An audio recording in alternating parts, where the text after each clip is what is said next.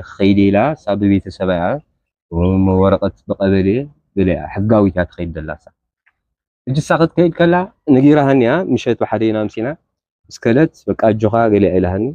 ከም ልኸይዱን አይፈለጠፍን ነራስ ሳም እስከለ ሽዑ ንጎም ምልእለይቲ ድቃስ ዘይብል ያሐዲረ እንታይ ተጎበርኩ ሕሸን ማለት ኢትዮጵያው ምኻና ይፈልጥ መለስ ስታይል ነይሩ ኣብ ኤርትራ ክትነብሩ ተደሊኹም ናይ ኤርትራ ድወልኹም ስኩበሩሎ ወይ ግደፉሎም ወይ ገዲፍኩም አሙጹ ወይ ድበልኩም ተአዘዙም ይሉ ብሩ ብዙሓት ኢትዮጵያውያን ሰልጢኖም እዮም ሻርሻ ይዘራ አባጽዕ ካብበለዱ ካባጽዕ ካብ ተፈላለየ ደቀስ መራጥ ራዲኮም ሶል ካብ ተፈላለየ ኤርትራ ድመጹ ሻርሻ ይዘራ ሰልጢኖም አሙ ወሕጂ ታያኽብለካ ደለ ትግራዋይ ምዃንና ኢትዮጵያዊ ምዃንና ንፈልጥ ኢና ገስ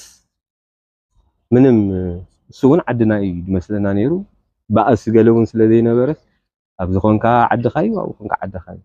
ብኾምእ شو ملو ليتي خيدقوس كحديره بقى بعلين ما نم سواي نغركم وسينا شو بقى خيدالن يله نغو خدو في بساق لولو ميكينا او خيده ديبه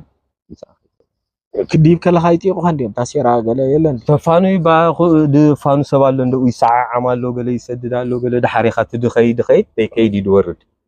فغور خلو قفت بلا ترفع تحت خفيف تريفه امالك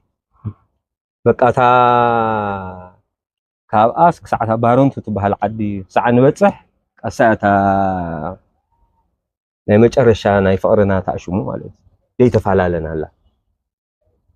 ካኡን ነው ግን ኣብ ትሕት ሕግ ስለለለኻ ምስቲ ሕጊ ካትኸይ ተፋላሊና ማለት ካፍታ ኣፍታ ሚኪና ኣፍታ ማርቸዲስ ከለና ግን